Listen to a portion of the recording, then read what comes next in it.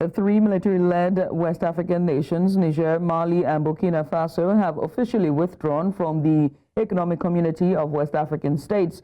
The regional bloc disclosed this in a statement issued on Wednesday, marking the end of a year-long effort by ECOWAS to persuade the countries to reconsider their departure. In the statement, ECOWAS acknowledged that while the withdrawal of the three nations takes effect immediately, it remains committed to regional solidarity and the well-being of the people. As a result, it has directed member states to continue recognizing national passports and identity cards bearing the ECOWAS logo held by citizens of Burkina Faso, Mali, and Niger until further notice. Now, to join us to discuss this further, we're joined by an African Affairs Analyst Kop'ep Dabugat. He joins us from Jos Plateau State. Kop'ep, many thanks for joining us. We appreciate you for doing this with us. Let's just get started. I mean, let's talk about this withdrawal. Will the withdrawal of these three countries impact regional security operations and cooperation within ECOWAS? Will it hinder efforts to combat terrorism and other transnational threats? Thank you, Judith, for the question. I think that, first of all, ECOWAS has existed for almost 50 years now, just a few months to get into 50 years. So we would expect that definitely the exit of these three countries from ECOWAS would have a huge effect on the regional body. However,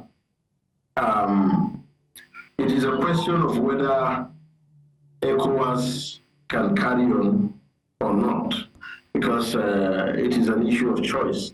And in international relations, there is no body to compel another country to stay within a union that it doesn't want to stay in.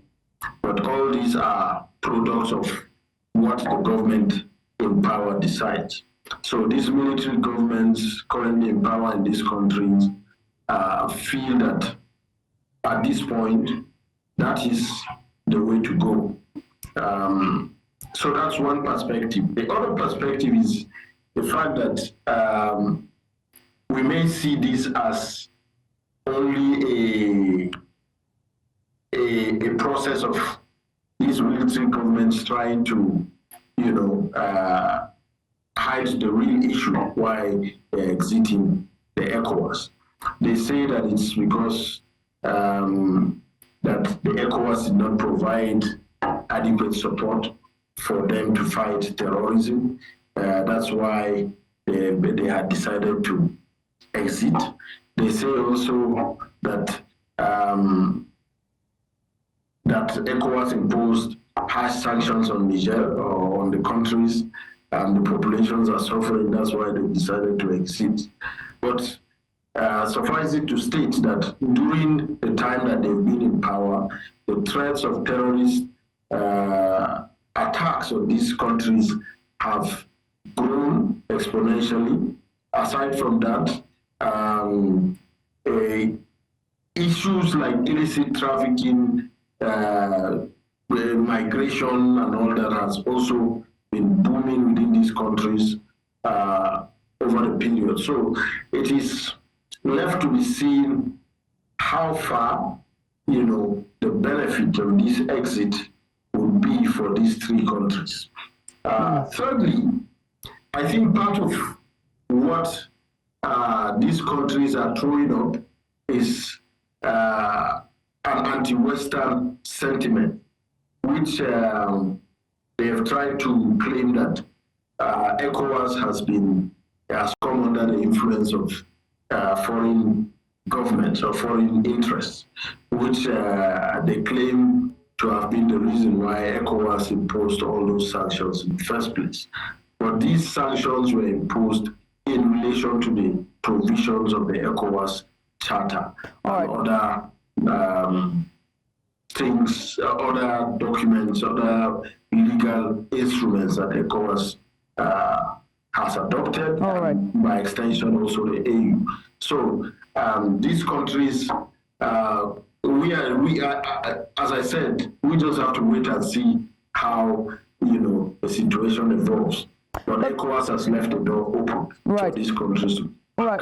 Can we talk about, very quickly, because we're pressed for time, just very succinctly, what are the potential economic consequences of the withdrawal for the region? Will it disrupt trade and investment flows within the ECOWAS bloc? Very quickly, because we're out of time. Well, within the immediate period, let's say within the next 6 months, that may not be obvious because ECOWAS has maintained all the regional integration benefits that have been accrued over the years. The freedom of movement protocol is still in place. The IELTS, which is the trade liberalization scheme, is still in place. The passport arrangements is still in place. The freedom of movement is still in place. So that will not be obvious within, as I said, the next 6 months, during which ECOWAS has left the door open for these countries to reconsider.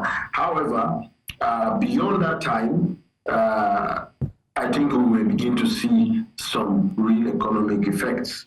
Real economic effects, I would say, more for the countries living than for ECOWAS, because the populations in these countries constitute only, I would say, about 15 to 19% of the ECOWAS region, and about 7%, 12%, and then also the economies of these countries put together constitute only about 15% of the region's economy. So, I don't see how that would affect the region economically.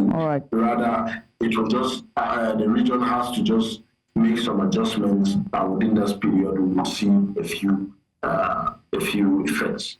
Kop'ep, many thanks for doing this with us. We appreciate you for coming on. Kop'ep, just giving us a bit of insight with the exit of the 3 military states as Mali, Niger, and Burkina Faso.